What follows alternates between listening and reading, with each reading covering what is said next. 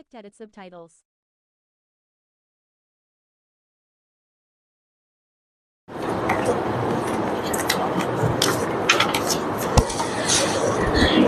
Assalamualaikum warahmatullahi wabarakatuh. Bismillahirrahmanirrahim. Alhamdulillahi rabbil alamin. Wa sallallahu ala nabiyyina wa habibina Muhammadin wa ala alihi wa sahbihi ajma'in, amma ba'd. Ya ayyuhalladzina amanu taqullaha haqqa tuqatih wa la tamutunna illa wa antum muslimun. സ്നേഹമുള്ളവരെ, അല്ലാഹു സുബ്ഹാനഹു വ തആല നമ്മെ ഓരോരുത്തരെയും അനുഗ്രഹിക്കുമാറാവട്ടെ. നമ്മുടെ എല്ലാ സൽക്കർമ്മങ്ങളും ഇബാദത്തുകളും നമ്മുടെ നല്ല ചിന്തകളെല്ലാം അല്ലാഹു നമ്മിൽ നിന്ന് സംതൃപ്തിയോടുകൂടി കബൂൽ ചെയ്യുമാറാവട്ടെ. നമ്മുടെ ഇബാദത്തുകളുടെ കരുത്ത് എന്തിനെ അടിസ്ഥാനപ്പെടുത്തിയാണ് എന്നാണ് നമ്മൾ പഠിച്ചുകൊണ്ടിരിക്കുന്നത്. ഏത് ഇബാദത്തുകളും സ്നേഹത്തോടുകൂടെ ഇഷ്ടത്തോടുകൂടെ നമുക്ക് ചെയ്യാൻ കഴിയണം. അപ്പോഴാണ് അത് നിലനിർത്തിക്കൊണ്ടുപോകാൻ നമുക്ക് കഴിയുള്ളൂ എന്നാണ് നമ്മൾ പഠിച്ചു വെച്ചത്. അതിന് ഇഷ്ടം കൂടാൻ, സ്നേഹം കൂടുമ്പോൾ വളരെ അടുത്ത് നിൽക്കും അല്ലെ? കണ്ണ് അകലും തോറും കൽബ് അകലുമെന്നാണ് നമ്മുടെ പോളിസി. ഇങ്ങനെയാണ്, കണ്ണകന്നാൽ കൽബകലും. അങ്ങനെ ഒരു പ്രയോഗം കേട്ടിട്ടുണ്ടോ എന്ന് എനിക്കറിയില്ല. എന്നാൽ കണ്ണുകൾ നല്ല കൽബുകളും അടുക്കണം. അതിനല്ല പറഞ്ഞു എന്തറിയോ, ഞാന് അടുത്ത് നിൽക്കും പോലെ കൂടെ നിൽക്കാൻ നിങ്ങൾക്ക് ആരുമില്ല. നിങ്ങൾക്ക് എല്ലാ സമയങ്ങളിലും അവലംബിക്കാവുന്ന ഒരു ശക്തി ഞാനല്ലാതെ വേറൊരാളില്ല. അങ്ങനെ ഒരു സംവിധാനമില്ല. ഇത് അള്ളാഹുവിന്റെ വാഗ്ദാനമാണ്. നോക്ക്, നമ്മള് വിളിച്ചാൽ വരുമെന്ന് നമ്മൾ വിചാരിക്കുന്നവർ വിളിക്കുമ്പോൾ വന്നുകൊള്ളണമെന്നില്ല, അല്ലെ? നമ്മൾ വിളിച്ചാൽ അയാൾ എത്തും നമ്മൾ എന്ന് വിചാരിക്കുന്നവര് നമ്മൾ വിളിക്കുമ്പോൾ അവർ വന്നുകൊള്ളണമെന്നില്ല. താങ്ങാൻ ആളുണ്ട് എന്ന് നമ്മൾ വിചാരിക്കുന്നവർ നമ്മൾ തളരുമ്പോൾ താങ്ങിക്കൊള്ളണമെന്നുമില്ല.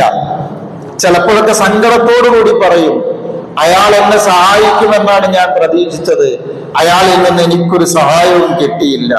ചേർത്ത് പിടിക്കേണ്ടവർ പിടിക്കേണ്ട അവസരങ്ങളിൽ ചേർത്ത് പിടിച്ചുകൊള്ളണമെന്നില്ല. എന്നാൽ കേൾക്കാനും അടുത്ത് നിൽക്കാനും ചേർത്ത് പിടിക്കാനും എന്തിനും കഴിവുള്ള ഒരാൾ, ഒരാളല്ല, ഒരേ ഒരാൾ മറ്റൊന്ന് ലോകത്തില്ല. അത് നമ്മുടെ റബ്ബ. ആ റബ്ബ് നമ്മളോട് പറയുന്നത്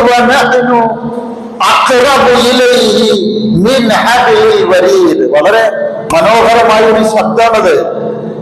എന്തൊരു സ്നേഹത്തോടു കൂടിയാണ് ആ വർത്തമാനം. നിങ്ങൾ നോക്ക്, നമ്മള് ഈ നോവുമായി ബന്ധപ്പെടുത്തിയിട്ട് അല്ലാഹു സുബ്ഹാനഹു വ തആല ചില ഹുക്മുകൾ വിശദീകരിക്കുന്നതിനിടക്കാണ് വഇദാ സഅലക ഇബാദി അന്നി ഫഇന്നി ഖരീബുൻ ഉജീബു ദഅവത ദാഇ ഇദാ ദഅൻ ഫൽയസ്തജീബു ലി വലിയുമിനു ബി ലഅല്ലഹും യർശുദൂൻ എന്ന ആയത്ത് പറയുന്നത്. ഈ ആയത്തിനെ കുറിച്ച് മഹാന്മാരായ തഫ്സീറിന്റെ ഉലമാവ് പറയുന്ന കാര്യത്തറിയോ? വളരെ മനോഹരമായ കാര്യങ്ങളാണ്.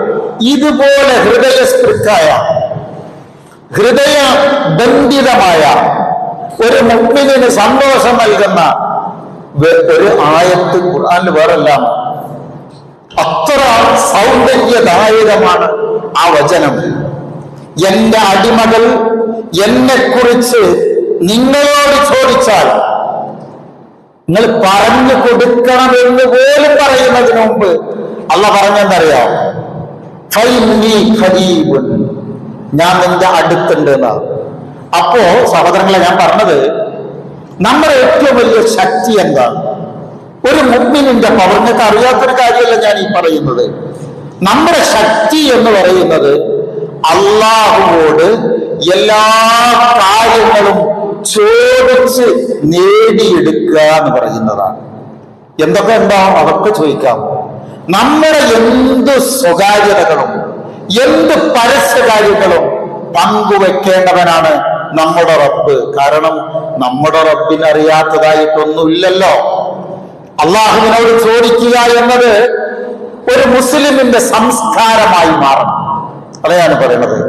നമ്മുടെ സംസ്കാരമായിട്ട് മാറണം. അത് നമ്മുടെ സ്വഭാവമാകണം. ചോദിക്കാതെ പടച്ചോനൊന്നും തരൂല. നമ്മൾ അങ്ങനെ തന്നെ വിചാരിക്കണം. ഒന്നും നിങ്ങൾ എന്നോട് ചോദിക്കാതെ നിങ്ങളെ സഹായിക്കാമെന്ന ഒരു കരാറും ഉള്ള നടത്തിയിട്ടില്ല കേട്ടോ. അങ്ങനെ ഉണ്ടായിരുന്നെങ്കിൽ അള്ളാഹു കൊടുക്കേണ്ടത് ആർക്കായിരുന്നു? അമ്പിയാക്കന്മാർക്കല്ലേ. അമ്പിയാക്കന്മാർ അള്ളാഹുവോട് ചോദിച്ച് നേടിയ കഥകൾ ഖുർആൻ എന്തിനാ പറഞ്ഞിരുന്നത്? എല്ലാം ഉദ്ധരിക്കുന്നില്ലേ? ആദം അലൈഹിസ്സലാം പ്രാർത്ഥിച്ചു, റബ്ബന ലലംനാ അൻഫുസന. നൂഹ് അലൈഹിസ്സലാം പ്രാർത്ഥിച്ച്, മൂസാ അലൈഹിസ്സലാം പ്രാർത്ഥിച്ചു, എല്ലാ നബിമാരും പ്രാർത്ഥിച്ച്. വല്ലാത്തൊരു പ്രാർത്ഥന. മൂസാ നബി അലൈഹിസ്സലാം നബൂവത്തിന്റെ കിട്ടിയ പാടെ ആദ്യം പടച്ചവനോട് തേടിയല്ല, നിന്നെ ഞാൻ നബിയായി തെരഞ്ഞെടുത്തു എന്ന് പറഞ്ഞ സ്പോട്ടിൽ അദ്ദേഹം പ്രാർത്ഥിക്കുന്നറിയോ? റബ്ബിശ്റഹ് ലീ സ്വദ്രി വയസ്സിർ ലീ അംരി. അതൊരു മനോഹര ശബ്ദ. അതിന്റെ ആശയത്തിലേക്ക് ഇറങ്ങുമ്പോൾ വല്ലാത്തൊരു രസമാണ്. മുസാ നബിയുടെ ആ പ്രാർത്ഥന ഉണ്ടല്ലോ, നിങ്ങൾ നോക്കിയേ. മുസാ നബി അലൈഹിസ്സലാമയെ കൊല്ലണമെന്ന് പ്രഖ്യാപിച്ച ഒരു മനുഷ്യന്റെ അടുക്കലേക്കാണ്, അതും ലോകത്തെ ഏറ്റവും വലിയ ധിക്കാരിയുടെ അടുക്കലേക്ക് പോന്നാ പറഞ്ഞത്. അപ്പോ ഞാൻ ചെല്ലുമ്പോ അവന്റെ മനസ്സിന് നീ വിശാലത കൊടുത്ത് എന്നല്ല അല്ല പറയുന്നത്. അള്ളാഹുവിനോട് മൂസാ അലൈഹിസ്സലാം പറയുന്നത് എന്താ വേറുന്നത്? പടച്ചവനെ, അവനിൽ നിന്ന് എനിക്ക് എന്ത് പ്രയാസങ്ങൾ വന്നാലും അതൊക്കെ സഹിക്കാനുള്ള ഹൃദയ വിശാലത എനിക്ക് തരയണമെന്ന, അയാളെ നന്നാക്കണമല്ല, എനിക്ക് തരണമെന്നാണ് ഞാൻ പറഞ്ഞത്. ഇതെല്ലാം നമ്മളോട് പഠിപ്പിക്കുന്നത് എന്തിനറിയോ? അള്ളാഹുവോട് ചോദിക്കുക. അത് നമ്മുടെ സംസ്കാരമാണ്, നമ്മുടെ കരുത്താണ്. നമ്മൾ ശ്രദ്ധിക്കേണ്ടതെന്ന് വെച്ചാൽ ഒരു ദിവസത്തിൽ 24 മണിക്കൂർ എല്ലാവർക്കും തന്നെ ഉള്ളൂ. അംബാനിക്കും അതന്നെ ഉള്ളൂ അല്ലേ? ആ 24 മണിക്കൂറിൽ അരമണിക്കൂർ, ചുരുങ്ങിയതാ ഞാൻ പറഞ്ഞിട്ടോ, അരമണിക്കൂറെങ്കിലും നമ്മളുടെ റബ്ബും നമ്മളും ഒറ്റക്കാവുന്ന സമയം ഉണ്ടാക്കണം. അത് ബോധപൂർവ്വം നമ്മൾ ഉണ്ടാക്കണം. നമ്മുടെ പടച്ചവൻ ഒറ്റക്ക് തന്നെയല്ലേ. പിന്നെന്താ ഒറ്റക്കാവുന്ന ഒരു സന്ദർഭം എന്ന് പറയുന്നത്? എല്ലാ നേരത്തും നമ്മുടെ പടച്ചവൻ ഒറ്റക്കാണെങ്കിലും നമ്മൾ അള്ളാഹുവോട് സ്വകാര്യമായി സംഭാഷണം നടത്താൻ നമ്മൾ സമയം കാണണം എന്നാണ് ഞാൻ ആ പറഞ്ഞതിനർത്ഥം അല്ലെ. അള്ളാഹുവാണ് നമ്മളെ സൃഷ്ടിക്കുന്നത്, നമുക്ക് റിസ്ക് തരുന്നത്, നമ്മളെ വലിപ്പിക്കുന്നത്, നമ്മളെ ജീവിപ്പിക്കുന്നത്. ഞാൻ ആയത്തിന്റെ അർത്ഥത്തെ ഈ പറയണത് എളുപ്പ സംഗതി തീരാൻ വേണ്ടിയാ പറഞ്ഞത്. ഈ അസ്തിത്വത്തെ നമ്മൾ അംഗീകരിച്ചാൽ അവൻ കാണും, അവൻ കേൾക്കും എന്ന ബോധം നമുക്കുണ്ടായാൽ ഒരു ചോദിക്കുന്ന ഒരു ശീലം നമുക്ക് ഇങ്ങനെ വരും. നിങ്ങൾ നോക്കിയേ, ഒരടിമ തന്റെ റബ്ബിനെ വിളിക്കുന്ന ഏറ്റവും വലിയ വൈകാരികമായ വിളി ഏതാ? നമ്മൾ പടച്ചവനെ വിളിക്കുന്ന നമ്മുടെ ഏറ്റവും വലിയ വൈകാരികമായ വിളി ഏതാ? റബ്ബേ എന്നെ, റബ്ബേ എന്നാണ്. അതുകൊണ്ടല്ല ഖുർആനില് എല്ലാ നബിമാരും വിളിച്ച വിളിയാനായിട്ട് തന്നെ പറഞ്ഞത് റബ്ബി എന്ന വാക്കെന്നല്ല പറഞ്ഞത്. അതുകൊണ്ട് അത് കൽബിന്റെ ഉള്ളിൽ വരുന്ന ഒരു റബ്ബുണ്ട്. ഒരു ഇമോഷണലായി, ഒരു വൈകാരികമായി ഒരു അടുപ്പം മറ്റൊന്നിനോട് നമുക്ക് ഉണ്ടാവരുത്. അത് ഈ റബ്ബിനോട് ഉണ്ടാകുന്നത് പോലെ. ഞാൻ ഇത്രയും ഇത് വിശദമായി പറയണതിനറിയാം. നമുക്ക് ആ സംസ്കാരം ഇല്ലെങ്കിൽ നമ്മൾ തോറ്റുപോകുന്നതാണ്. ഇപ്പൊ ബദറിന്റെ പഠിക്കലാണ് നമ്മളുള്ളത്. ബദർ ചരിത്രം അവിടെ മുഅ്മിനുകൾ ജയിച്ചത് എന്തിന്റെ പേരിലാണ്? ഒന്നാമത്തെ മേന്മ എന്ന് പറയുന്നത് പ്രാർത്ഥിച്ച് നേടിയെടുത്തതാണത്. ഇങ്ങനെ ദുആ ചെയ്തിട്ട് നേടിയെടുത്തൊരു സംഗതിയാണത്. അതുകൊണ്ട് അള്ളാഹുവിന് ഒരു വേറൊരു പ്രത്യേകത ഉണ്ട്. നമ്മൾ ചോദിക്കുമ്പോഴും പടച്ചോൻ എന്ത് ചെയ്യുന്നറിയോ? കൈ ഉയർത്തിയാൽ ആ കൈ ശൂന്യമായി തട്ടിക്കളയാന്ന് പറയുന്നത് അള്ളാഹ്ക്ക് ഇഷ്ടമല്ലാത്തൊരു സംഗതിയാണ്. അള്ളാഹു അങ്ങനെ ചെയ്യൂല. നിങ്ങൾ കൈ ഉയർത്തിയാൽ അള്ളാഹു നമുക്ക് തരും. ഞാൻ ഒന്നുകൂടി പറയുന്നു, പടച്ചവനോട് ചോദിക്കുന്ന ഒരു ശീലം നമുക്കുണ്ടാവണം. നമ്മളെല്ലാവരും അങ്ങനെ ചെയ്യുന്നവരാണ്, പക്ഷെ ഇല്ലാമല്ല, ഒരു ബോധപൂർവം ഈ യുദ്ധം ഉണ്ടാകണം എന്നർത്ഥം. മാത്രമല്ല, അള്ളാഹുവിനോട് മാത്രം ചോദിക്കുക. അല്ലാത്തവരോട് ചോദിക്കുന്നത് അള്ളാഹുവിന് കഠിന വെറുപ്പാണ്. എത്ര വരെ അറിയോ? പടച്ചവനോടല്ലാത്ത വല്ലവരോടും ചോദിച്ചാൽ പരലോകത്ത് പടച്ചവൻ എന്ത് പറയുന്നു അറിയോ? എന്നോടല്ലല്ലോ ചോദിച്ചത്, ഈ ചോദിച്ച വേറെ കുറെ ആളുകളുണ്ടല്ലോ, അവരോട് ചെന്ന് ചോദിക്ക് എന്ന് വരെ അള്ളാഹു അവരോട് പറയും. നമ്മൾ വളരെ കൃത്യമായി പഠിക്കേണ്ട ഒരു കാര്യം, ലോകത്തെ ഏറ്റവും വലിയ ഒരു നന്മ, അതിന്റെ ഗൗരവം അറിയാൻ വേണ്ടിയാണ് ഞാൻ പറയണത്. നമുക്ക് അറിയാത്തവരെന്ന നിലക്കല്ല, ഒന്ന് ഓർത്തെടുക്കാം. ലോകത്തെ ഒന്നാമത്തെ നന്മ ലാ ഇലാഹ ഇല്ലല്ലാഹ്. അത് ചൊല്ലുന്നത് മാത്രമാണ് സ്വർഗത്തിലേക്ക് പ്രവേശിക്കാനുള്ള വഴി. നമ്മൾ ചെയ്യേണ്ടത് ഇത് ഇല്ലാത്ത ഒരുപാട് ആളുകൾ ലോകത്തുണ്ട്. ഹക്കാണത്. വേറെ നിസ്കാരമുണ്ട്, നോമ്പുണ്ട്, എല്ലാം ചെയ്യും. ഇതിന്റെ കൂടെ അല്ലാത്തവരെയും വിളിക്കും. ഇപ്പൊ ഞാനേ ഈ കഴിഞ്ഞൊരു ദിവസം നമ്മളെ ഈ ഒരു ചാരിറ്റി വർക്ക് ആയിട്ട് ബന്ധപ്പെട്ട് കുറെ മുസ്ലിമീങ്ങൾ, 1300ഓളം കുടുംബമുണ്ട്, വിധവകളായ അനാഥകളായ കുടുംബം. ആ കുടുംബങ്ങൾക്ക് ഇന്നേ വരെ തൗഹീദിന്റെ വെളിച്ചം പോലും അവർക്ക് കിട്ടിയില്ല. അങ്ങനെ നമ്മള് മാസം അവർക്ക് സഹായങ്ങൾ കൊടുക്കുമ്പോ അവരോട് പറഞ്ഞിട്ടുണ്ട്, ഖുർആനിനെ സംബന്ധിച്ചൊരു ക്ലാസ് ഉണ്ടാവും. ആ ക്ലാസ് എടുത്തു കൊടുക്കുന്ന സമയത്ത് അവരോട് പറഞ്ഞ് അള്ളാഹുവിനെ മാത്രമേ വിളിക്കാവൂ. അത് ഞങ്ങൾ അംഗീകരിച്ചിട്ടുണ്ട് എന്ന് പറഞ്ഞു. അള്ളാഹിന്റെ കൂടെ ഷെയ്ഖേന്ന് പറഞ്ഞിട്ട് ഒരാൾ പേര് പറഞ്ഞു കൊടുത്ത്, ഷെയ്ഖേന്ന് കൂട്ടി വിളിക്കരുത് കേട്ടോ, വിളിക്കരുത് നിങ്ങൾ എന്ന് പറഞ്ഞ ഉടനെ അവർ തിരിച്ചെന്നറിയാം. പിന്നെ നമ്മൾ ആരോടാ ചോദിക്കാന്ന് വെച്ചു. പിന്നെ നമ്മൾ ആരോടാ ചോദിക്കാം? നിഷ്കളങ്കമായ ചോദ്യം. ഞാൻ കുറ്റപ്പെടുത്താൻ വേണ്ടിയല്ല ഈ പറഞ്ഞത്, നിഷ്കളങ്കമായിട്ടാണ് അവർ ചോദിക്കുന്നത്. പിന്നെ ഞങ്ങൾ ആരോടാണ് ചോദിക്കുക? അത്ര വരെ അല്ലാഹു അല്ലാത്തവരോടുള്ള വിളികൾ മനസ്സിൽ ഉറപ്പിക്കപ്പെട്ടിട്ടുള്ള ഖൗമ് നമ്മുടെ നാട്ടിലുണ്ട്. നമ്മൾ ഈ 3-4 ആൾക്കാരെ പോലെ അല്ല. ഇവരെ രക്ഷപ്പെടുത്താനുള്ള ശ്രമം, അതാണ് ലോകത്തെ ഒന്നാമത്തെ നന്മ. നമ്മളിപ്പം ചെയ്യുന്ന വലിയൊരു പണി എന്താ വെച്ചാൽ, നമ്മൾ 4 ആൾ കൂടുന്നോടത്തൊരു ചിലപ്പോൾ ഒരു ഖുർആൻ ക്ലാസ് ഉണ്ടാവും, നമ്മളൊരു ഉപദേശങ്ങൾ ഉണ്ടാവും. ഇതിന് പുറത്ത്, കാരണം വെറുപ്പോടുകൂടി പറഞ്ഞാൽ ഒരു ഖൗമ് ഇത് കേൾക്കൂല. സ്നേഹത്തോടുകൂടെ ആ അഗ്നി കുണ്ടത്തിൽ നിന്ന്, ആ തിന്മയിൽ നിന്ന് അവരെ രക്ഷപ്പെടുത്താനുള്ള ശ്രമം ലോകത്ത് നിർബന്ധമായി ഉണ്ടാകണം.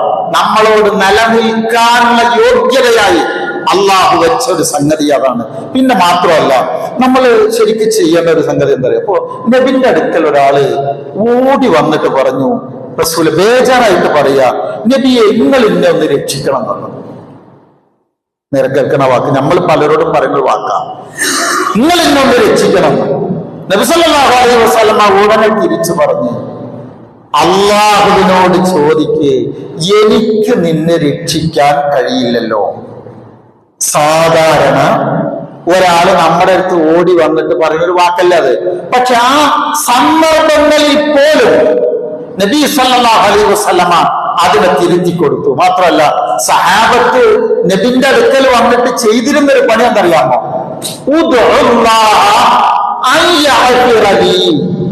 നബിനോട് പ്രാർത്ഥിക്കാൻ പറയും. പക്ഷെ ആരോട്? നബിയോടല്ല ചോദ്യം.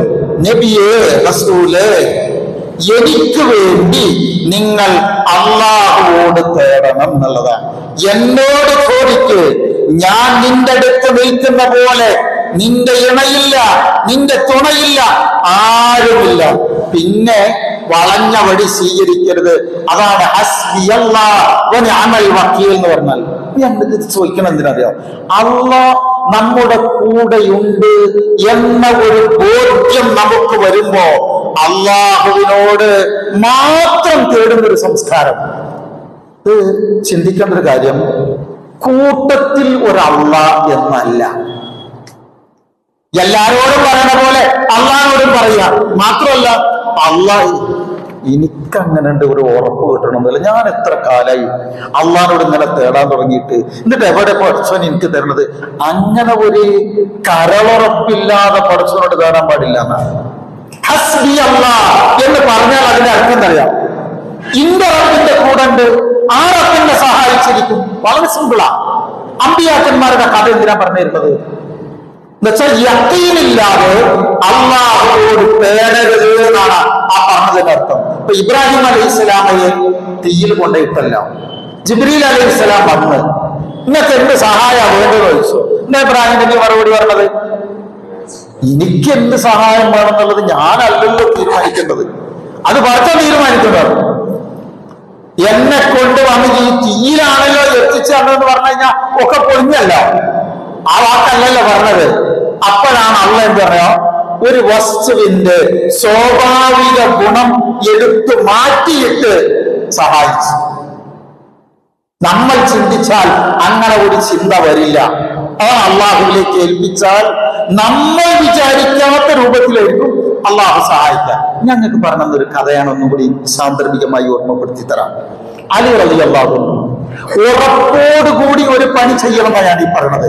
അലി റളിയല്ലാഹു അൻഹു വീട്ടിക്ക് വന്നപ്പോ ഫാത്തിമ പ്രഗ്നന്റാണ്.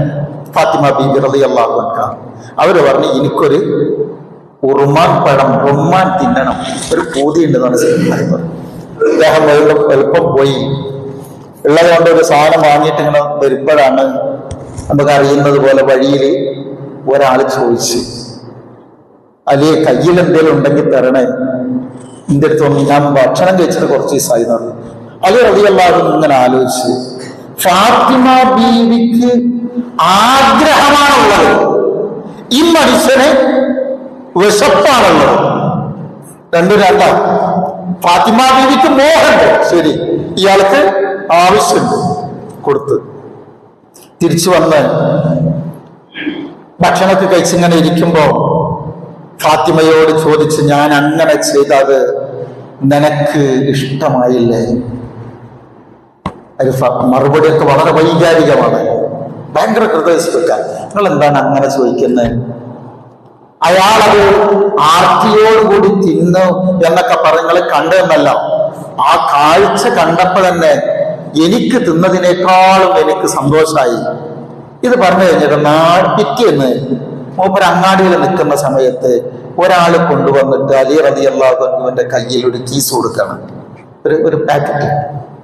അപ്പൊ അലി റളിയല്ലാഹു അൻഹു ചോദിച്ചു, ഇത് എന്താന്ന് ചോദിച്ചു. ഇത് നിങ്ങൾക്ക് വേറൊരാള് കുറച്ച് റുമ്മാൻ തന്നതാണ്. അപ്പൊ അലി റളിയല്ലാഹു അൻഹു അത് അയച്ചിങ്ങനെ എണ്ണി നോക്കിയപ്പോ 9 എണ്ണം. അലി റളിയല്ലാഹു അൻഹു അയാളെ കയ്യിൽ തന്നെ കൊടുത്തു. ഇത് എനിക്കുള്ളതല്ല, എനിക്കുള്ളതാണെങ്കിൽ ഇതിൽ 10 എണ്ണം ഉണ്ടാവും, എനിക്കുള്ളതാണെങ്കിൽ 10 എണ്ണം ഉണ്ടാവും, ഇതിൽ 9 എണ്ണം ഉള്ളത്, അത് വേറെ ആർക്കെങ്കിലും നിങ്ങൾ പേര് മാറ്റിയതാണെന്ന് പറഞ്ഞു. അപ്പൊ അയാൾ എടുത്ത വഴിക്ക് പറഞ്ഞ് 10 എണ്ണം ഉണ്ടായിരുന്നു. എന്നോട് അയാൾ പറഞ്ഞത് ഒരെണ്ണം നിങ്ങൾ എടുത്തോളി, ബാക്കി അലിക്ക് കൊടുക്കുക എന്ന് പറഞ്ഞു. എങ്കിൽ അൽഹംദുലില്ലാഹ്, കാരണം 1 കൊടുത്താൽ 10 എണ്ണം തിരിച്ചു തരുമെന്ന് എന്റെ റബ്ബ് പറഞ്ഞിട്ടുണ്ട്. അതാണ് യഖീൻ എന്ന് പറഞ്ഞാൽ. അത് നേരത്തോട് നേരം കൂടുന്നതിന് മുമ്പ് ആ സംഗതി കിട്ടുന്ന. നിങ്ങൾ ശ്രദ്ധിച്ചു നോക്കിയാൽ ഇപ്രാവശ്യം ഞാൻ സോപ്പിന്റെ പേര് പറയുന്നില്ല, ഒരു മഹത്തായ സോപ്പ്, ഈ ഡൈസൊക്കെ കച്ചവടം നടത്തുന്ന സോപ്പുള്ള ആളാണ്. അവര് പറഞ്ഞൊരു വാക്ക്, അവർക്ക് പിന്നെ ഇന്റർനാഷണൽ ലെവലിൽ തന്നെ എത്രയോ സോപ്പുള്ള ആളുകളാണ്. പറഞ്ഞ കഴിഞ്ഞ കൊല്ലം ഞാൻ സക്കാത്ത് കൊടുത്തത് 4,24,68 എത്ര ലക്ഷമാണ് കൊടുത്തത്. ഇപ്രാവശ്യം എനിക്ക് കൊടുക്കാനുള്ളത് 6.88 കോടിയാണ് എനിക്ക് കൊടുക്കാനുള്ളത് എന്ന് പറഞ്ഞു. കഴിഞ്ഞെല്ലാം ഞാൻ 4.25 കോടി കൊടുത്ത് ഇപ്രാവശ്യം 6.25 കോടി സക്കാത്ത് കൊടുക്കാൻ കിട്ടിയെന്നാണ്. നമ്മൾ ശരിക്കും മനസ്സിലാക്കേണ്ട ഒരു സംഗതി, ഒരു സ്വത്തിൽ നിന്ന് 4.5 കോടി 5 കോടി ഉറുപ്പി സക്കാത്ത് കൊടുത്താൽ വേറുള്ള മനുഷ്യന്മാർ ബേജാറാവില്ല. 5 കോടിക്കതിൽ ചോട്ട് വരിക എന്നുള്ളതാണ്. പടച്ചോൻ കൊടുത്തറിയോ? അടുത്ത കൊല്ലം 3 കോടി രൂപ കൂടുതൽ കൊടുക്കാനുള്ള വിഹിതം കൊടുത്തു. 1 വെച്ചാൽ 10 എന്ന് പറയുന്നത് അത് താഴത്ത കളിയല്ലാതെ ഇവിടെ തരുന്നാണ് ആ പടച്ചോൻ പറഞ്ഞത്. ആ യക്കീനോടുകൂടി കൊടുക്കാനൊരു ഉറപ്പുണ്ടല്ലോ, അതാണ് ഹസ്ബി അല്ലാഹ് വ നിഅമൽ വക്കീൽ, നിഅമൽ മൗല വ നിഅമൻ നസീർ. ഒരു വാക്കിന്റെ ഒരു പിടുത്തുണ്ടല്ലോ നമ്മുടെ കൽബിലേക്ക്, അതൊരു വല്ലാത്തൊരു സംഗതിയാണ്. അല്ല മതി എന്ന് പറയുമ്പോ അല്ല മതി, അവൻ വരും, അവൻ തരും. നമ്മുടെ കുറവാണ് പലരും. അല്ലാഹു നമ്മളെ സഹായിച്ചിട്ടില്ലേ? നമ്മൾ എവിടെ കുടുങ്ങിയിട്ടുള്ളത്? അത് ശരിക്കും ആലോചിച്ച് നോക്കി. നമ്മൾ ജീവിതത്തിൽ എവിടെയെങ്കിലും പ്രയാസപ്പെട്ടിട്ടുണ്ടോ? പിന്നെ ചെറിയൊരു പ്രയാസം കൂടി വന്നിട്ടില്ലെങ്കിൽ നമ്മളെ പിടിച്ചാൽ കിട്ടുമോ? നമ്മൾ അഹങ്കാരികളാവില്ലേ? ഞാൻ പലപ്പോഴും എന്റെ അനുഭവത്തിൽ നിന്ന് ജീവിതത്തിൽ ഏതെങ്കിലും നിലക്ക് ഒരു വലിയ പ്രതിസന്ധി മുന്നിൽ ഇങ്ങനെ വരുമ്പോ നമ്മൾ പ്രതീക്ഷിക്കും പടച്ചോൻ എന്തോ ഒരു നല്ലത് തരാനുണ്ട്.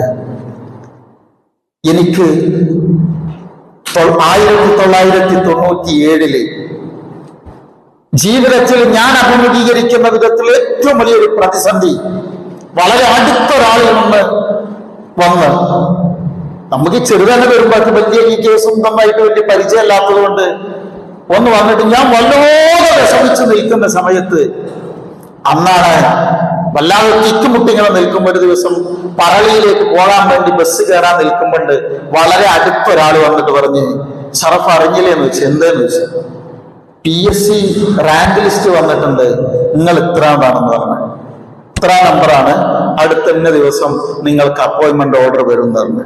ഞാൻ ഇത് പറഞ്ഞത് എന്തിനാന്ന് വെച്ചാൽ, ജീവിതത്തിൽ വലിയ ഒരു തിക്കുമുട്ട് മാനസികമായി ഇങ്ങനെ നിൽക്കുന്ന നേരത്താണ് എത്രയോ ജീവിതത്തിലെ ഒരു ആനന്ദം ഉണ്ടാക്കുന്ന ഒരു ചെറിയ റിപ്പോർട്ട് വന്നതോടുകൂടി പഴയ സങ്കടങ്ങളൊക്കെ മാറിപ്പോവുക.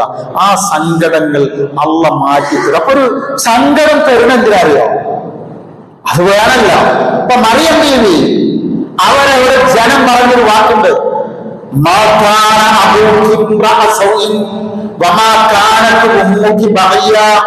നിറവയറുമായിട്ട് നിൽക്കുക. ആ നിറവയറുമായി നിൽക്കുമ്പോഴാണ് അള്ള എന്ത് പറയണമെന്നറിയോ? ഒരു ഈത്തപ്പനയുടെ മരം പിടിച്ചിങ്ങനെ കുലിക്കണം. നിങ്ങളതിന്റെ സയന്റിഫിക് ആയിട്ടുള്ള ചില വശങ്ങൾ ശ്രദ്ധിക്കണം കേട്ടോ. മരം പിടിച്ച് കുലിക്ക്, അടക്കപ്പ ഇവിടുന്ന് വീഴും, അതിൽ നിന്ന് പഴങ്ങൾ വീഴും, താഴ്ഭാഗത്ത് വെള്ളമുണ്ട്, അതെടുത്ത് ഈ കുടിക്ക്, എന്നിട്ട് ശുദ്ധിയാക്ക്, ഇവിടെ ഇരുന്നോ. അപ്പൊ ആൾക്കാർ വന്നിട്ട് പറയണത്, എടി പെണ്ണേ എന്തിങ്ങനെ, നിന്റെ ഉപ്പ ഇവിടുത്തെ ഒരു വെറുക്കപ്പെട്ടവനല്ലോ, ഉമ്മ ഒരു അഭിസാരിക പെണ്ണല്ല, നീ എങ്ങനെ ആയിപ്പോയി. നമ്മളാണെങ്കിലും അതെന്നെ പറയാന്ന്, അല്ലാതെ റൂഹുൽ അമീൻ ഉണ്ടാക്കിയതാണ്, അള്ള ഉണ്ടാക്കിയതെന്ന് ആരും പറയില്ലല്ലോ. അങ്ങനെ വിഷമിച്ച് നിൽക്കുന്ന സമയത്ത് ഇതിൽ 2 തത്വമുണ്ട് കേട്ടോ. ഈ മരം പിടിച്ച് കുലിക്കാൻ പറഞ്ഞു എന്ന് പറഞ്ഞ വചനം നിങ്ങൾ കേട്ടിട്ടൊന്നും എനിക്കറിയില്ല. ആ ഒരൊറ്റ ആയത്ത് കേട്ടിട്ട് ഒരു വലിയ നിഷേധിയായ ഗൈനക്കായ ഡോക്ടർ, ഗൈനക്കോളജിസ്റ്റ്, അയാൾ മുസ്ലിമായി. നമുക്ക് തോന്നിയാൽ പറയും, ഞാനത് ആദ്യം വായിച്ചപ്പോൾ തോന്നിയത് പടച്ചോൻ എത്ര ഒരു പ്രയാസപ്പെടുത്താൻ ഉണ്ടാക്കിയെന്ന. ഇവിടെ മറിയം ബീവിയുടെ പ്രസവം എടുക്കാൻ ലോകത്ത് ആരുമില്ല, സ്വന്തം കുടുംബങ്ങൾ പോലും ഇല്ല. പിന്നെ ഈ ലേബർ റൂമിന്റെ മുമ്പിൽ ചെന്ന് നോക്കിയാൽ നമുക്ക് ശരിക്കറിയും. ഇപ്പൊ പുതിയ ഹോസ്പിറ്റലിലൊക്കെ പെണ്ണിന്റെ കൂടെ തന്നെ ഭർത്താവിനെയും നിർത്തുന്ന പുതിയ സിസ്റ്റമാണ്. അത് ആവശ്യമാണെന്നാ, അത് ആവശ്യമാണ്.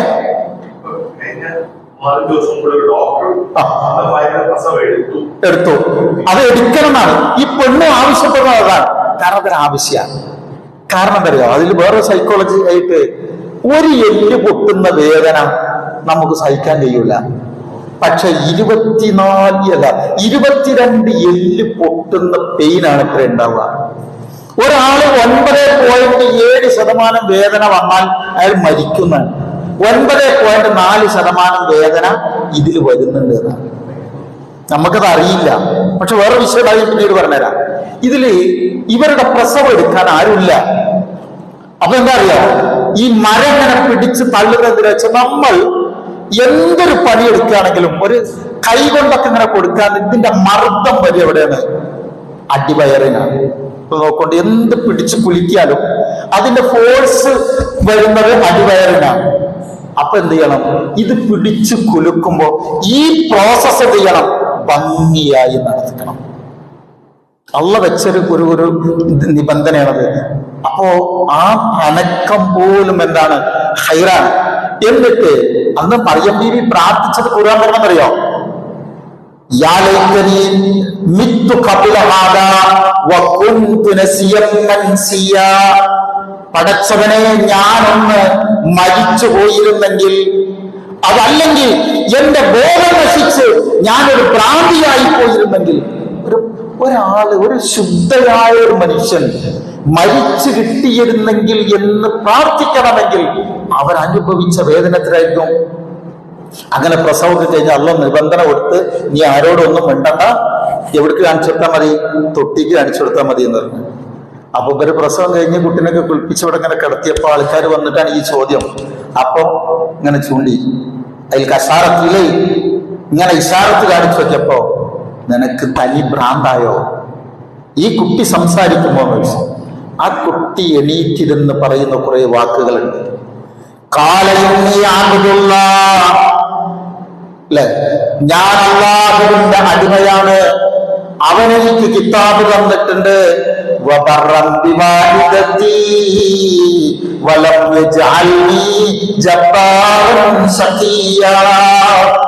എന്റെ ഉമ്മക്ക് ഞാൻ ഗുണം ചെയ്യുന്നവനാണ്.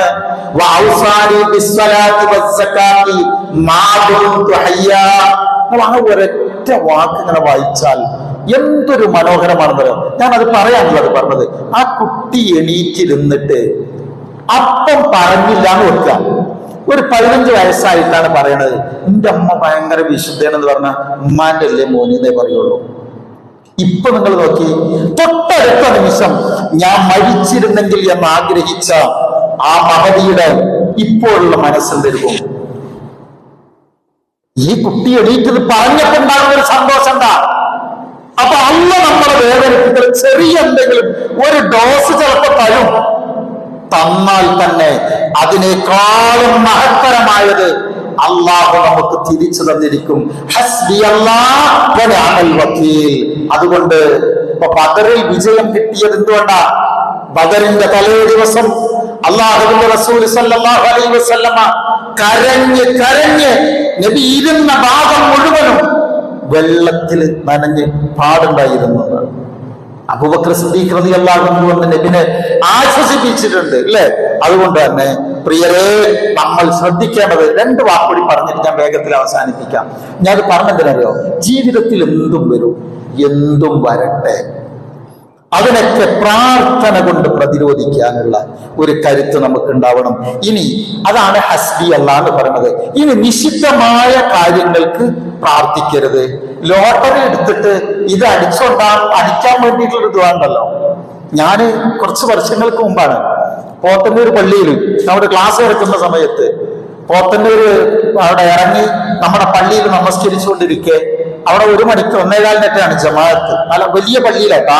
അപ്പുറത്ത് ഉള്ള വലിയ സുന്നി പള്ളിയിൽ ഇങ്ങനെ അവിടുത്തെ മഹല്ല് പള്ളിയിൽ ഇങ്ങനെ ഇരുന്ന് നിസ്കരിച്ച് എല്ലാവരും പോയിക്കണ്. അപ്പൊ എന്റെ പിന്നിൽ ഒരാൾ ഇങ്ങനെ നിസ്കരിക്കുന്നുണ്ട്.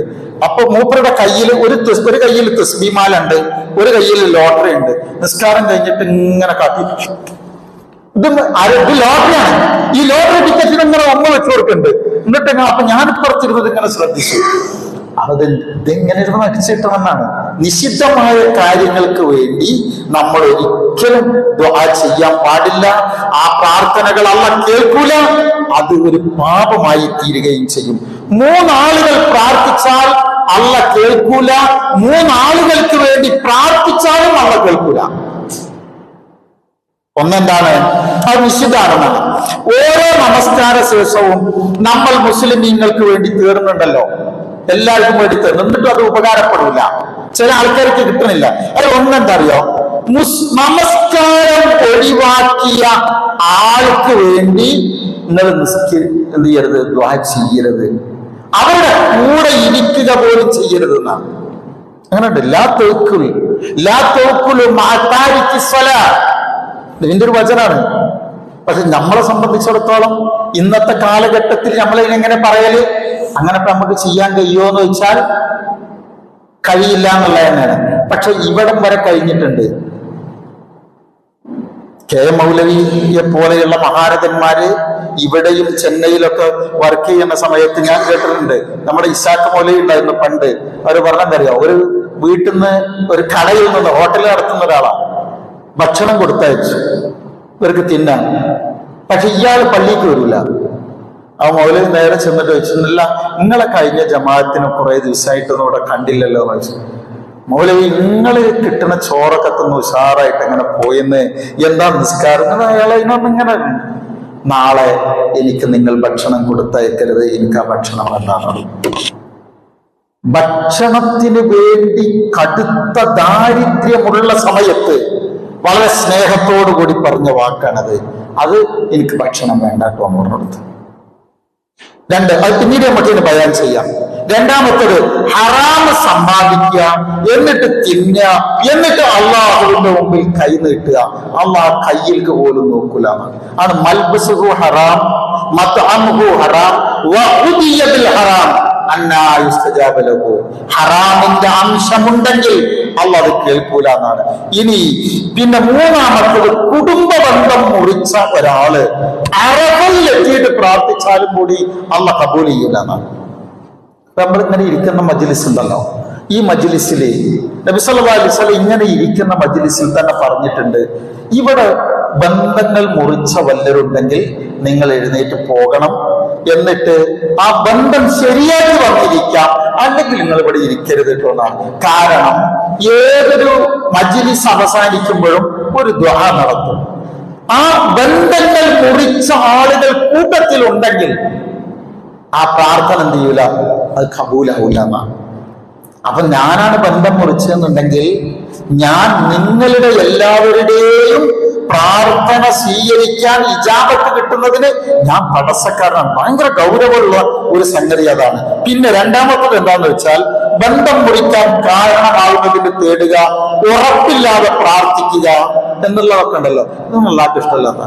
കിട്ടുകയാണെങ്കിൽ കിട്ടട്ടെ. ഞാനൊരു ചോദ്യം ചോദിച്ചിട്ടുണ്ട്, അങ്ങനെ പറയുന്ന പരിപാടിയല്ല, കിട്ടിയിരിക്കും എന്ന് തന്നെ വിചാരിക്കണം. രണ്ടാമത്തത്, 3 പേരുടെ തേട്ടത്തിന് അള്ളാഹ് ഉടനെ പ്രാർത്ഥന തരുന്നല്ലേ പറഞ്ഞത്. ഒന്ന് ദഅവത്തു സായിം, നോമ്പുകാരന്റെ പ്രാർത്ഥന.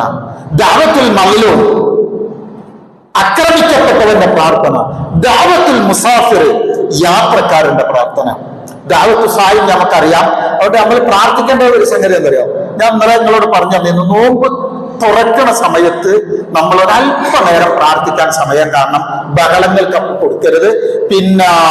പിന്നുള്ളത് സഹറിന്റെ സമയത്ത്, ഫജറിന്റെ ഒക്കെ സമയത്ത് പോകട്ടെ. പിന്നെ നമ്മൾ ശ്രദ്ധിക്കേണ്ടത് ഈ മദ്ലൂമിന്റെ പ്രാർത്ഥന. ആരാണ് ശരിക്കും മദ്ലൂം? തല്ലിക്കൊല്ലപ്പെട്ട ആളുകൾ മാത്രമേ ഉള്ളൂ മദ്ലൂം? അല്ലല്ലോ. നമ്മൾ സ്വത്ത് ഓഹരി വെക്കുമ്പോ 1 ഇഞ്ച് എന്റെ കൂടപ്പിറപ്പിന്റേത് എന്റെ കയ്യിലേക്ക് വന്നാൽ, എന്റെ കൂടപ്പിറപ്പാരാ? മദ്ലൂമാ. അവന്റെ പ്രാർത്ഥനയെ ഞാൻ പേടിക്കണം. ഒരു സാധനം തൂക്കിക്കൊടുക്കുമ്പോ 5 ഗ്രാം കുറയുമ്പോ വാങ്ങാൻ വന്ന് നിൽക്കുന്നവന്റെ മനസ്സിലൊരു ഉൾവിളിയുണ്ട്, അവൻ മദ്ലൂമാ. ആ പ്രാർത്ഥനക്ക് ഉത്തരം പിന്നെ കിട്ടുകയോ ചെയ്യുന്നില്ല, നമ്മൾ പേടിക്കണം. ഞാൻ ഒരു കാര്യം പറഞ്ഞു. ഒരു പണ്ഡിതൻ, അദ്ദേഹം തടവറയിൽ ഇങ്ങനെ സന്ദർശനം നടത്തുമ്പോ മദ്ലൂമിന്റെ പ്രാർത്ഥനയ്ക്ക് ഇത്ര ഉത്തരമുണ്ട് എന്ന് ബോധ്യം വന്ന കാര്യങ്ങൾ പറയുന്നിടത്ത് ഒരാള് ഇവിടെ കിടക്കുന്നുണ്ട്. അവളോട് പറയാണ്, എന്നെ ഞാൻ ചെയ്യാത്ത കുറ്റങ്ങൾ കുറ്റപത്രത്തിൽ രേഖപ്പെടുത്തി ഉൾപ്പെടുത്തി, എടാ നീ പുറം ലോകം കാണില്ല എന്ന് പറഞ്ഞ് എന്നെങ്ങനെ കുറ്റപ്പെടുത്തിയിട്ട് എന്റെ പേരിൽ കളവ് പറഞ്ഞ ഒരു ആളുണ്ട്. അയാൾ എന്റെ മുമ്പിൽ വെച്ച് പെടഞ്ഞിങ്ങനെ വീണ് മരിക്കുന്നത് ഞാൻ കണ്ണുകൊണ്ട് കണ്ടിട്ടുണ്ട്. അങ്ങനെ താങ്ങി പിടിച്ച് ഞാനാ കൊണ്ടുപോയി കടത്തിയതെന്നാണ്. മദ്ലൂമിന്റെ പ്രാർത്ഥനക്ക് ഇത്ര വേഗത്തിൽ ഉത്തരം കിട്ടുന്നുള്ളത് ഞാൻ മനസ്സിലാക്കില്ല. ഈ എഴുതിയവൻ എന്താണ് പറഞ്ഞത്? നിന്നെ വെളിച്ചം കാണിക്കൂല എന്ന് പറഞ്ഞിട്ട് വെളിച്ചത്തിന്റെ ആവശ്യം തന്നെ അപ്പുറത്ത് വന്നില്ല എന്നുള്ളതാണ്. ഇരിക്കട്ടെ സഹോദരങ്ങളെ, അവിടെ എന്ത് വേണമെന്നറിയോ? അതേപോലെ മുസാഫിറിന്റെ പ്രാർത്ഥന. നമ്മളൊക്കെ ഇന്ന് യാത്ര ചെയ്യുന്നവരല്ലേ, ആ ഉള്ള സമയത്തിന് പരമാവധി നമ്മൾ അതിനൊക്കെ ഉപയോഗിക്കാം, നമ്മുടെ ഫോൺ വിളി ഇതൊക്കെ. എന്നാലും പ്രാർത്ഥനയ്ക്ക് കുറച്ചുകൂടി നമ്മൾ സമയം കാണണം. ബാക്കി ഇൻഷാ അല്ലാഹ് നമുക്ക് അടുത്ത ദിവസങ്ങളും പറയാം. എത്ര ചെറിയ കാര്യങ്ങളാണെങ്കിലും വലിയ കാര്യങ്ങളാണെങ്കിലും പടച്ചവനോട് ചോദിച്ച് വാങ്ങാനുള്ള ഒരുക്കം നമുക്കുണ്ടാകണം. അള്ളാഹുവിനോട് ചോദിക്കുക, അവനോടുള്ള സ്നേഹം, അവനുള്ള പ്രതീക്ഷ എല്ലാ മനസ്സിലും നിറയണം. നമ്മൾ ചോദിക്കുന്നത് വാത്സല്യ നിധിയായ റബ്ബ് നമ്മെ ചേർത്തി പിടിക്കും, ഉറപ്പോടെ ചോദിക്കുക. അള്ളാഹു നമ്മെ അനുഗ്രഹിക്കുമാറാവട്ടെ. വസല്ലല്ലാഹു തആല വസല്ലമ അലാ ഖൈരി ഖൽഖിഹി നബിയിനാ വഹബീബിനാ മുഹമ്മദ് വൽഹംദുലില്ലാഹി റബ്ബിൽ ആലമീൻ. സുബ്ഹാനകല്ലാഹുമ്മ വബിഹംദിക അശ്ഹദു അൻ ലാ ഇലാഹ ഇല്ലല്ലാഹ് അസ്തഗ്ഫിറുല്ലാഹ് വഅതൂബു ഇലൈഹി. അസ്സലാമു അലൈക്കും വറഹ്മത്തുള്ളാഹി വബറകാതുഹു.